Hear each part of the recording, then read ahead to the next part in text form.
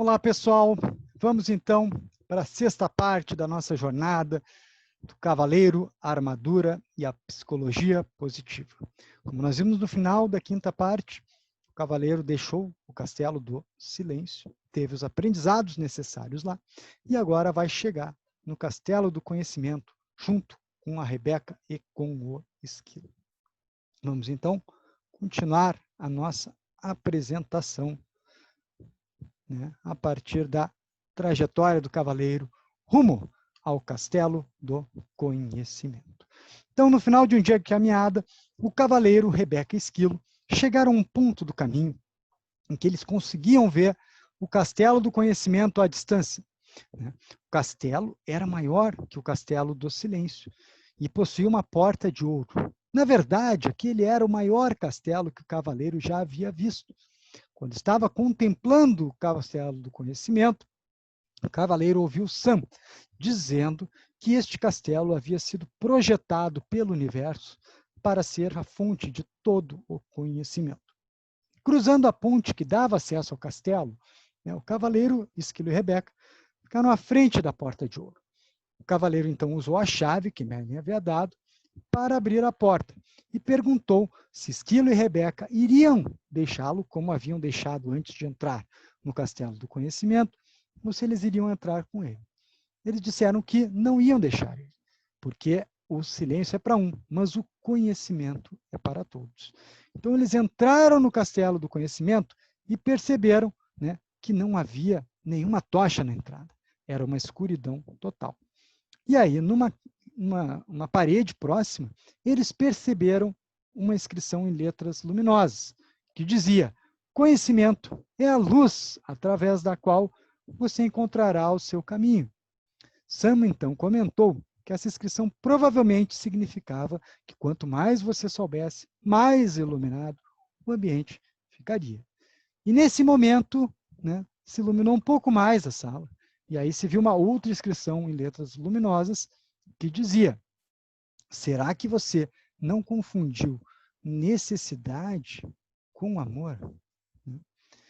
E o nosso cavaleiro, então, começou a refletir sobre o significado dessa inscrição. Ele amava Juliet Christopher, mas ele amava mais Juliet antes dela ter começado a beber vinho além da conta. Sam perguntou, então, se, além de amá-los, ele não necessitava deles também. O cavaleiro concordou. Ele necessitava de tudo de bom que a Juliet fazia. Ela convidava seus amigos para visitarem o castelo. Ela fazia belas roupas para ele e para Christopher, quando as atividades de cavaleiro estavam em baixa e eles não tinham dinheiro para comprar roupas novas. Ela também fazia as mudanças de um castelo para outro, e quando ele estava cavalgando nas suas jornadas pelo mundo. E ele lembrou de como ela frequentemente estava exausta e triste pelo fato da armadura estar cada vez mais entre eles. O cavaleiro então começou a chorar ao perceber como havia usado Juliet. E percebeu que havia necessitado mais dela do que amado. E se deu por conta também que o mesmo acontecia com Christopher, que ele necessitava mais dele do que amava. Então, um pensamento surgiu na mente do cavaleiro, que ele necessitava do amor de Juliet e de Christopher, porque não se amava. Na verdade, ele necessitava do amor de todas as donzelas que ele resgatava dos dragões, de todas as pessoas por quem ele lutava as cruzadas, porque ele não se amava. O pranto do cavaleiro se intensificou e ele compreendeu que ao não se amar, não seria possível ele amar os outros. A necessidade que ele tinha deles era um obstáculo para o amor. Quando se deu por conta disso, um brilho se fez e uma luz clara surgiu em volta do cavaleiro. Merlin também surgiu ao seu lado e lhe disse que havia chegado a uma grande verdade, que somente quando nos amamos é que somos capazes de amar aos outros. Ele disse ao cavaleiro que a verdade é o amor, e que ao perceber isso, a luz do autoconhecimento brilhou em volta dele. O cavaleiro se restabeleceu e Merlin se despediu. Ao continuar a seguir pelo castelo, Rebeca surgiu ao seu lado com um espelho, que ela disse ser diferente do que qualquer outro espelho. era um espelho que mostrava o nosso eu verdadeiro, o nosso potencial, né? Que você realmente é. O cavaleiro olhou para o espelho e disse que, olha, tem algo errado. Aquela imagem que estava ali não tinha nada a ver com ele. Rebeca lhe disse que aquela imagem era a nossa essência, né? Que ficava embaixo da armadura, né? Era o eu verdadeiro. Sam comentou que nosso potencial é sermos belos, inocentes e perfeitos. Sam explicou para o cavaleiro que ele havia colocado uma armadura invisível entre ele e os seus sentimentos verdadeiros, e ficara tanto tempo com essa armadura que ela acabou se tornando visível e permanente. O cavaleiro então percebeu que ele havia escondido seus reais sentimentos para que as pessoas gostassem dele, né? Para agradar aos outros. E ele percebeu que todas as donzelas que ele havia resgatado, todos os dragões que ele havia matado, eram para agradar os outros, né? Para provar que ele era bondoso, gentil e amoroso. Uhum. O cavaleiro, então, olhou mais uma vez para o espelho, e aí ele viu que bondade, amor, compaixão, inteligência e desprendimento retribuíram o olhar. Ele compreendeu que tudo que precisava fazer para possuir essas qualidades era reivindicá-las, né? Pois elas sempre haviam pertencido a ele, né? A sua essência, né? Ao seu eu verdadeiro, né? Conforme Brown, né? Há uma crença que demonstrar as nossas vulnerabilidades é um sinal de fraqueza. Essa crença, ela faz com que sempre procuremos controlar as coisas na nossa vida, né? E nos deixa no constante estado de prontidão para manter as coisas sob controle, né? Nós acabamos criando uma armadura para nos proteger, mas essa armadura acaba se tornando pesada demais. Isso acaba esgotando nossas energias e impedindo que possamos nos conhecer melhor e que os outros nos conheçam verdadeiramente. Então, para que a gente possa aceitar melhor a nossa vulnerabilidade, é necessário que a gente lide melhor com a vergonha, que é o medo de perder vínculos, o medo de não sermos dignos de amor e de aceitação.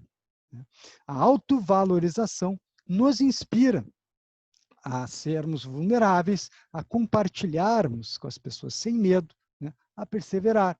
Por outro lado, quando temos vergonha, nós ficamos atrofiados, tímidos, medrosos. Nas sociedades com tendência à vergonha, né, em que pais, líderes e administradores, consciente ou inconscientemente, estimulam as pessoas a vincularem sua autovalorização ao que elas produzem ou à posição que ocupam, observa-se muito mais isolamento, culpa, maledicência, estagnação, favoritismo e uma total escassez de criatividade e renovação. Então, como a gente pode perceber, a necessidade do cavaleiro de esconder, né, suas vulnerabilidades e de agradar as pessoas fez com que ele colocasse a armadura para se proteger. Com o tempo, a armadura acabou fazendo com que ele perdesse a conexão com seu eu interior e com as pessoas que ele amava, né? Então, além disso, pelo fato de ter perdido a conexão com seu eu interior, ele não se autovalorizava, buscando agradar os outros para dessa forma ter deles o amor e a aceitação que ele mesmo não tinha por si. Neste momento, a sala toda se iluminou, e o cavaleiro percebeu que o castelo era composto de uma única sala gigantesca. Sam comentou que o castelo havia sido construído, né, de acordo com um verdadeiro conhecimento, que não é compartimentado e emana de uma única verdade na sua essência. Quando então o cavaleiro já estava se preparando para sair do castelo, Esquilo se aproximou e lhe disse que o castelo também tinha um pátio com uma grande macieira no centro. Eles então se dirigiram para lá. Chegando no pátio, o cavaleiro, né, se deparou com uma macieira com as maçãs mais vermelhas que ele já tinha visto. Ao lado da macieira havia uma inscrição: para essa fruta não importa a condição, não imponho condição, mas que você agora aprenda sobre a ambição. O cavaleiro começou a refletir sobre o significado desta frase. Enquanto conversava com Rebeca Esquilo sobre a questão, o mago Merlin surgiu.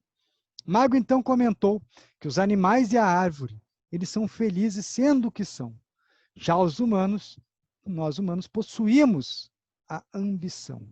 Nós desejamos ser melhores do que nós somos e melhores do que os outros. E essa ambição de ser melhor faz com que nós fiquemos constantemente tentando provar para nós e para os outros que nós somos melhores. Nessa busca frenética, por nos tornarmos melhores, os seres humanos acabam não desfrutando do que eles são. Né? A gente não desfruta do que nós somos na nossa essência. O Mago também comentou que há basicamente 2 tipos de ambição. A ambição da mente, ela pode nos render belos castelos, belos cavalos, mas somente a ambição do coração é que nos traz a felicidade. A ambição do coração é uma ambição pura, né, que não compete com os outros e nem fere a ninguém. Essa ambição busca realizar plenamente o nosso potencial, para o nosso benefício e para o benefício das outras pessoas. Merlin faz, então, uma analogia com a macieira, que quanto mais frutos ela dá, e as pessoas retiram dela, mais ela cresce e mais graciosa fica. Ou seja, mais ela floresce. Merlin, então, disse: os seres humanos foram dados 2 pés para que não precisem ficar no mesmo lugar plantados, mas se ficarem sossegados mais vezes para sossegar, né, e aceitar e desfrutar do que tem, em vez de ficarem correndo de um lado para o outro, né, atrás das coisas, compreenderiam verdadeiramente a ambição do coração. Com relação a essa busca para realizar plenamente o nosso potencial, temos 2 conceitos, né, que ilustram essa ideia apresentada pelo Mago Merlin, de utilizarmos plenamente o nosso potencial. É o de potencialização primária e potencialização secundária. Né? No livro do Snyder e Lopes, a gente vê que a potencialização primária consiste no esforço para estabelecer o funcionamento e a satisfação ótimos. Consiste na busca da maximização do que é agradável ou na busca do aumento da satisfação por meio do atingimento de objetivos. Já com relação à potencialização secundária, o objetivo é aumentar níveis já positivos para chegar ao máximo em termos de desempenho e satisfação. Então, a potencialização secundária, ela acontece depois de nós já termos atingido os níveis básicos de desempenho e satisfação com a nossa potencialização primária. É quando a gente realmente aí utiliza plenamente o nosso potencial. Então, o cavaleiro, né, ele refletiu sobre tudo que o Merlin havia comentado com ele e jurou que daquele momento em diante a ambição dele viria do coração. Neste momento, o castelo e Merlin sumiram e ele retornou para o caminho da verdade, com Rebeca e Esquilo. Ao se dirigir a um riacho para tomar água, o cavaleiro percebeu que a armadura, né, sobre seus braços e pernas havia se desprendido, que sua barba estava bastante longa. Novamente, ele havia ficado bastante tempo no castelo. Ele percebeu também que o tempo passava muito rápido quando estamos em contato conosco mesmos. Cada vez mais confiante, o cavaleiro continuou sua jornada rumo ao castelo da vontade e da ousadia, que era o último castelo que ele precisava superar, ter os aprendizados nele. Aqui podemos fazer novamente uma referência a um conceito da psicologia positiva, que é o flow, né, ou fluir, que segundo Csikszentmihalyi, é uma experiência que ocorre em momentos que a consciência está totalmente preenchida pelas experiências que estamos vivenciando. Há uma harmonia total entre o que sentimos, queremos e pensamos. Nosso foco fica totalmente centrado na atividade que estamos realizando. A experiência do fluir apresenta as seguintes características. Né? É uma atividade que possui objetivos claros, para os quais temos que ter respostas bem específicas. São atividades para as quais nós temos um retorno imediato, se conseguimos ou não atingir o objetivo, e onde nossas habilidades são utilizadas plenamente na realização da atividade, e são suficientes para dar conta do desafio. São atividades que utilizam plenamente o nosso potencial na sua realização.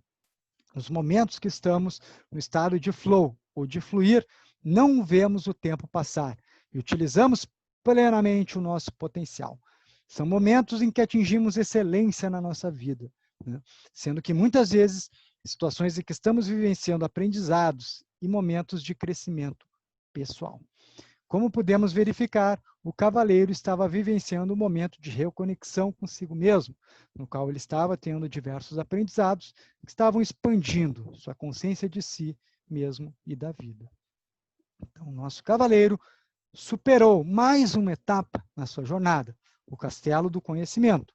E agora, né, nós vamos no próximo vídeo dar continuidade, né, indo para o castelo da vontade e da ousadia. Espero que tenham gostado do vídeo, né? Se gostaram, por favor, deem um like, né? Deem um joinha, e nós voltaremos na sequência, então, para a 7ª parte da nossa jornada, o castelo da vontade e da ousadia. Até mais, pessoal.